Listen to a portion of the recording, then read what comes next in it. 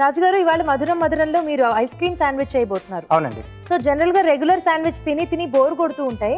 కానీ ice cream sandwich అనగానే first నేను ఎప్పుడు చేస్తారా ఎప్పుడు తిందామా అనే ఫుల్ ఎక్సైట్మెంట్ లో ఉన్నాను. సో కొంచెం కొత్త వెరైటీ. అలాగే సమ్మర్ కదా, సో చిల్డ్ గా ఏది తీసుకోవాలన్నా కూడా అందరూ చాలా ఇంట్రెస్ట్ చూపిస్తారు. ఎస్ అండి, ఎస్పెషల్లీ ఐస్ క్రీమ్ అంటేనే ప్రతి ఒక్కరికి, చిన్న నుంచి పెద్ద వరకు ప్రతి ఒక్కరికి చాలా ఇష్టం కదా. సో ఇది శాండ్విచ్ తో పాటు చాలా బాగుంటుంది. ఓకే, సో ఫస్ట్ స్టార్ట్ చేసేద్దాం ఎలా ఉంటుందో. ఐస్ క్రీమ్ శాండ్విచ్ తయారు చేసుకోవడానికి కావాల్సిన పదార్థాలు ఏంటో చూద్దాం. ఐస్ క్రీమ్ శాండ్విచ్ తయారు చేసుకోవడానికి కావాల్సిన పదార్థాలు: ఐస్ క్రీమ్ 1 కప్పు, యాపిల్ 1, దానిమ్మ గింజలు 1/2 కప్పు, పైనాపిల్ ముక్కలు 1/2 కప్పు, తరిగిన బాదం కొద్దిగా, బ్రెడ్ స్లైసులు 6, నెయ్యి 1 టేబుల్ స్పూన్. ఓకే రాజుగారు, స్టార్ట్ చేద్దామా? ఓకేనండి. సో బ్రెడ్ స్లైసెస్ని ఇలా రౌండ్ షేప్లో కట్ చేసుకోవాలండి. ఓకే. సో తర్వాత వీటిని మనం నేతితో రెండు వైపులా కాల్చుకోవాలా? అంటే ఇది ఆ రౌండ్ కట్టర్ పెట్టి ఇలా తీసేది ఉంటుంది కదా, అదైనా చేయొచ్చు, లేకపోతే మామూలుగా ఏదైనా బాటిల్ క్యాప్ తీసుకున్నా చిన్న సైజు బౌల్ ఉన్నా మనకి వచ్చేస్తుంది. సో దీనికి మిల్క్ బ్రెడ్ తీసుకుంటే బాగుంటుందా? ఐస్ క్రీమ్ కొంచెం మనకు స్వీట్గా ఉంటుంది కదండి, సో మిల్క్ బ్రెడ్ అయితే మనకు బాగుంటుంది.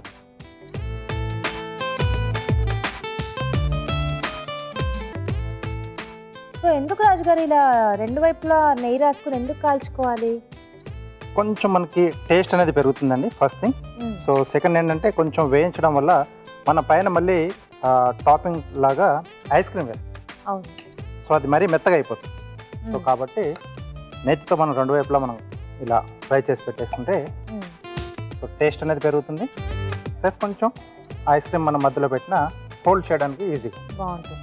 అంటే జనరల్గా శాండ్విచ్లో ఇలా అసలు బ్రెడ్ మనం టోస్ట్ చేయం కదా, డైరెక్ట్గా అలాగే చేసుకుంటాం. కొన్ని చోట్ల చేస్తారు.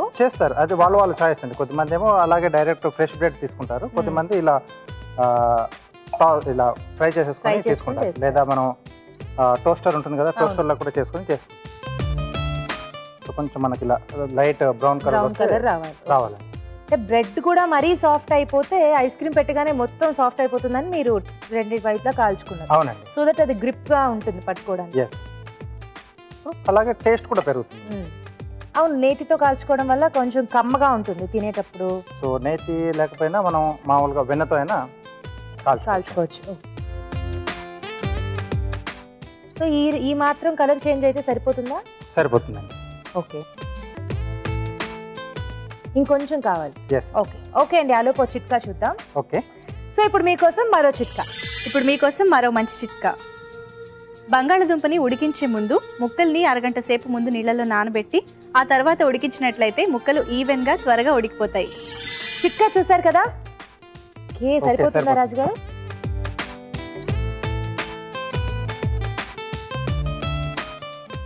కొంచెం క్రిస్పీనెస్ వచ్చింది మనం కాల్చుకోవడం వల్ల.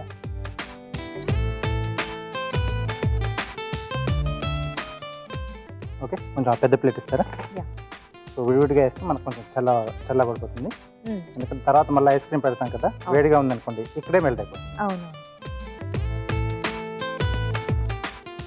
సో అంటే ఇది ఎలాగా చేసుకుని వెంటనే తినేసేయాలా, లేకపోతే ఫ్రిడ్జ్ లో పెట్టుకుని ఐస్ క్రీమ్ మళ్ళీ కొంచెం సెట్ అయ్యాక తినొచ్చా?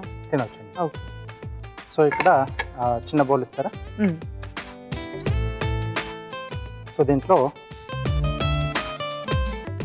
ఐస్ క్రీమ్ మనకు నచ్చిన ఫ్లేవర్ తీసుకోవచ్చు.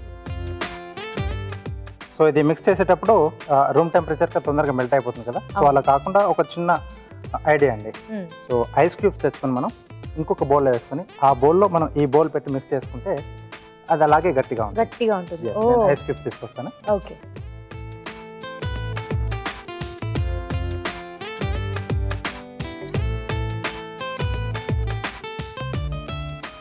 ఓకే, పెద్ద బౌల్ ఇస్తారా?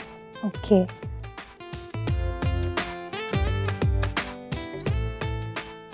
ఓకే. యా. సో ఇదేదో ఐడియా చాలా బాగుంది రాజుగారు. చక్కగా ఇలా పెట్టేసుకుని చేసుకుంటే మీరు అన్నట్టు ఐస్ క్రీమ్ అలా కరగకుండా అలాగే కూల్గా టైట్గా కూడా ఉంటుంది. ఓకే. సో ఇప్పుడు దీంట్లోనే చిన్నగా తరిగిన యాపిల్ ముక్కలు. వావ్, ఐస్ క్రీమ్ చాలదు అనుకుంటే దాంతో పాటు చక్కగా యాపిల్స్ ఫ్రూట్స్ కూడా కాంబినేషన్ లో చేస్తున్నారు. సో దానిమ్మ గింజలు. సో ఇది మన చాయిస్ అండి, ఫ్రూట్స్ ఏవనేది. ఓకే, పైనాపిల్ ముక్కలు. బట్ ఏదైనా కూడా చిన్న చిన్నగా ముక్కలు కట్ చేసుకోవాలి. అవునండి.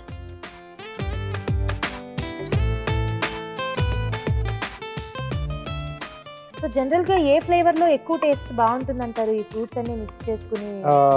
ఐస్ క్రీమ్ లో అంటే ఎప్పుడో చెప్పేది మామూలుగా అంటే ఎవరికి ఏ ఫ్లేవర్ ఇష్టం ఉంటే అది చేసేసుకోవచ్చు. అవును.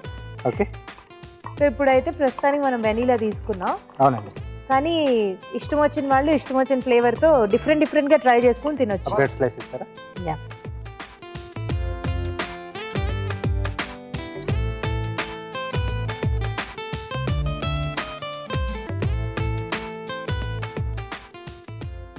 సో ఇలా క్లోజ్ చేసి ఓకే, ఈ సైడ్స్ ఉన్నాయి కదండి,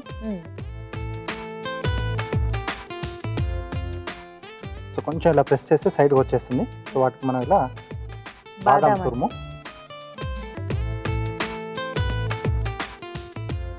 ఓకే, సో అన్నీ ఇలా రెడీ చేసి పెట్టేసి మళ్ళీ దాన్ని కాసేపు ఫ్రిడ్జ్లో పెట్టేసుకుని, సో దట్ ఐస్ క్రీమ్ కూడా ఇంకా కొంచెం గట్టిగా అవుతుంది. సో అప్పుడు మనం సర్వ్ చేసుకోవచ్చు. సో మరి అలా ఫ్రీజర్ లో పెట్టడం వల్ల బ్రెడ్ గట్టిగా అయిపోదా అండి? ఏం కాదండి, అంటే కొంచెం గట్టిగా అవుతుంది, బట్ అది మనకు ఐస్ క్రీమ్ కొంచెం గట్టిగా ఉంటేనే బాగుంటుంది కదా. సో ఇవి మనకి ఇప్పుడు రెడీ అయిపోయాయి కదండి. సో సర్వ్ చేసే ముందు కాసేపు డీప్ ఫ్రీజర్లో పెట్టేసుకొని ఆ తర్వాత సర్వ్ చేసుకుంటే సో అసలైన ఆ మజా తీసుకోవచ్చు. ఓకే,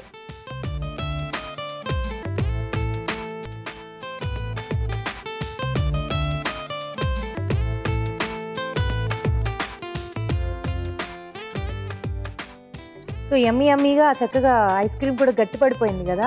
అవునండి. సో రోజ్ ఫ్లోర్ అనేది ఇలా సెంటర్లో పెట్టేసి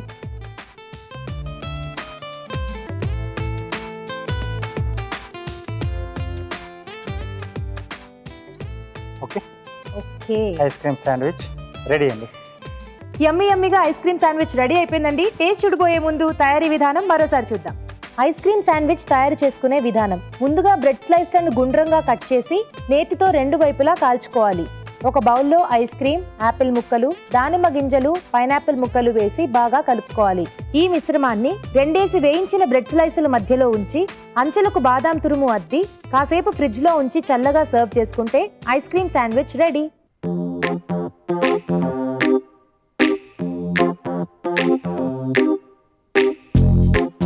Thank you.